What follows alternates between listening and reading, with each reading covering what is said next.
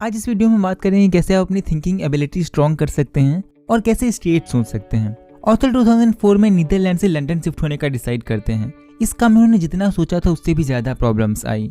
उनकी सबसे बड़ी प्रॉब्लम ये थी कि कैसे कम टाइम में एक अच्छा अपार्टमेंट मिले। अपने कोवर्कर से बात करने के बाद उन्हें पता चलता है कि इतने कम टाइम में एक सही प्राइस पर अपार्टमेंट मिलना बहुत ही मुश्किल है। इसलिए वो 3 मंथ्स के लिए एक रूम लेने का डिसाइड करते हैं जो उनकी वर्क प्लेस से 1 घंटे या उससे भी कम दूरी पर हो। और रूम लेने के 2 मंथ बाद ही उन्हें एक अफोर्डेबल अपार्टमेंट के बारे में पता चलता है। फिर जब वो रूम का भाड़ा कैंसिल करके अपार्टमेंट पहुंचते हैं तो लैंडलेडी ऑथर से बताती हैं कि अब उन्हें वो अपार्टमेंट नहीं मिल सकता, जिससे ऑथर की सारी सिचुएशन बदल जाती है। वो उस रात होटल में रुके और वो पूरी रात स्ट्रेस्ड और बहुत परेशान रहे क्योंकि उनका सारा सामान वैन में था और उनके पास रहने के लिए कोई भी जगह नहीं थी। ऑथर जब पीछे मुड़ के सिचुएशन को देखते हैं तो बोलते हैं कैसे वो इतनी छोटी सी प्रॉब्लम पे इतना ओवर ड्रामेटिक बिहेव कर रहे थे, क्योंकि जब उन्होंने स्ट्रेस और पैनिक होने की जगह पर स्ट्रेट सॉल्यूशन की तरफ सोचा तो उन्होंने कुछ टाइम के लिए एयरबीएनबी बुक किया और 1 वीक के अंदर ही उन्हें अपार्टमेंट भी मिल गया।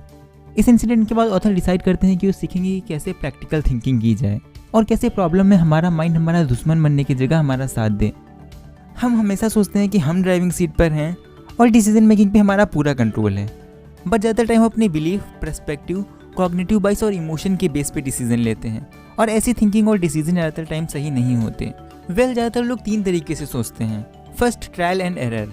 इसमें लोग किसी प्रॉब्लम को फेस करके उसका सॉल्यूशन ढूंढते हैं और ज़्यादातर टाइम ये अच्छी स्ट्रैटेजी नहीं है, क्योंकि अगर आप अपना करियर ट्रायल एंड एरर से ढूंढेंगे तो बिना गोल अचीव किए ही मर जाएंगे। और सेकंड तरीका है सोशल प्रूफ। हमारे ज़्यादातर डिसीजन इस बात पे डिपेंड करते हैं कि लोगों की क्या ओपिनियन है और किस चीज़ को ज़्यादा लोग सपोर्ट कर रहे हैं। जैसे अगर हम किसी कंट्रोवर्सी की बात करें तो ज़्यादातर लोग उसे सपोर्ट करते हैं जिसकी तरफ ज़्यादा भीड़ है, बिना किसी फैक्ट और रियलिटी को देखें।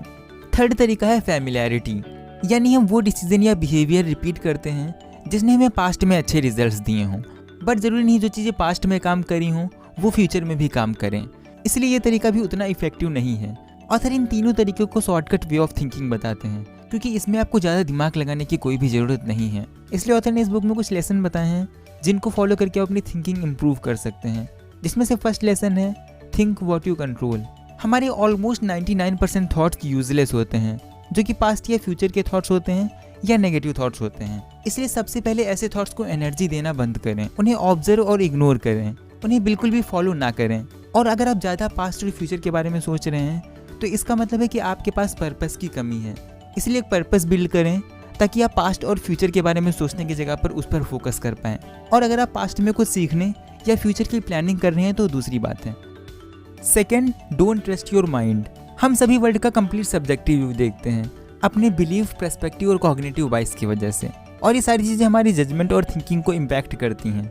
जैसे अगर हमारे थॉट्स नेगेटिव हैं तो हमारा रियलिटी का परसेप्शन भी नेगेटिव होगा और उस बेसिस पे जो हम डिसीजन लेंगे वो भी गलत होगा। और हमारे कई कॉग्निटिव बाइसेस होते हैं, जैसे कन्फर्मेशन बाइस, जिसमें अपने पुराने परसेप्शन और बिलीफ को कन्फर्म करने के लिए क्लू और इन्फॉर्मेशन ढूंढते हैं। प्रॉब्लम यह है कि हम रियल इन्फॉर्मेशन और फैक्ट्स को देखने की जगह पर परसेप्शन, बिलीफ और बाइसेस के बेस पे डिसीजन लेते हैं, इसलिए हम रॉन्ग डिसीजन लेते हैं। रॉन्ग और राइट डिसीजन की जगह हम डिसीजन को 2 तरीके से देख सकते हैं। फर्स्ट, गुड इन्फॉर्म्ड डिसीजन और सेकंड, बैड इन्फॉर्म्ड डिसीजन। जैसे अगर किसी ने कॉल रिसीव नहीं की तो हम एज्यूम कर लेते हैं कि उसे हमारी फिक्र नहीं, और अगर हम इस एजम्पशन के बेस पे कोई डिसीजन लेंगे तो एक रॉन्ग डिसीजन होगा क्योंकि हम इसके बारे में बैड इन्फॉर्म्ड हैं। और एक अच्छा डिसीजन गुड इन्फॉर्म्ड डिसीजन होता है, जो कि एजम्पशन यानी गेस और ओपिनियन के जगह पर रियल फैक्ट पर डिपेंड होता है। इसलिए सही डिसीजन के लिए इंपॉर्टेंट है कि आपको उसके बारे में सही इन्फॉर्मेशन हो। थर्ड लेसन है टेक टाइम टू थिंक। हमें लगता है स्मार्ट लोग बहुत ही जल्दी डिसीजन लेते हैं और हर क्वेश्चन बहुत फास्ट रिप्लाई करते हैं, बट हमारा फर्स्ट रिएक्शन डिपेंड करता है या तो हम उस आंसर पे बहुत पहले आए थे या हमने अपने एक्सपीरियंस और इमोशन के बेस पे उसका रिप्लाई किया। इसलिए अगर एक 20 ईयर का पर्सन किसी 30 ईयर के पर्सन से डिबेट कर रहा है और अगर दोनों की इंटेलिजेंट लेवल बराबर है तो हो सकता है 30 साल का पर्सन ज़्यादा इंटेलिजेंट साउंड करे, क्योंकि उसके पास ज़्यादा एक्सपीरियंस और ज़्यादा प्री मेडिटेटेड आंसर हैं। इसलिए अगर आपको किसी का आंसर नहीं आता है तो सिंपली बोल दें आई डोंट नो और थोड़ा सोच के रिप्लाई करें। और दूसरे डिसीजन जैसे किसी ट्रिप पर जाना या करियर चूज़ करना, इसमें स्लो और डीप थिंकिंग करें। फोर्थ लेसन है रिलीज योर माइंड।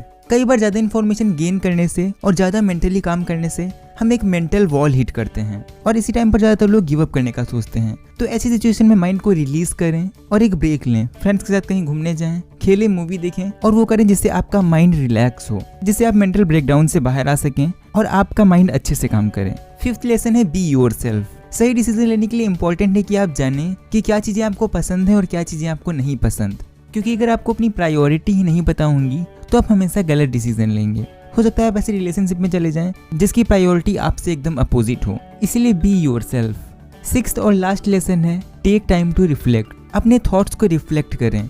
आप जर्नलिंग कर सकते हैं या खुद की ऑटोबायोग्राफी लिख सकते हैं, जिससे आपको अपनी पुरानी मिस्टेक्स पता चलेंगी, जिससे आप खुद को इम्प्रूव कर पाएंगे और इससे आपको खुद को जानने में भी हेल्प मिलेगी। तो ये कुछ बातें मैंने आपको बताई बुक थिंकिंग स्ट्रेट से। अगर आपको और भी बातें जाननी है तो आप इस बुक को रीड कर सकते हैं, लिंक मैं डिस्क्रिप्शन में डाल दूंगा। अगर आप ऐसी वीडियो फ्यूचर में मिस नहीं करना चाहते तो चैनल को सब्सक्राइब करके बेल नोटिफिकेशन ऑन कर दें ताकि सारे नोटिफिकेशन आपको टाइम पर मिलें। तो आज के लिए बस इतना ही। Thanks for watching.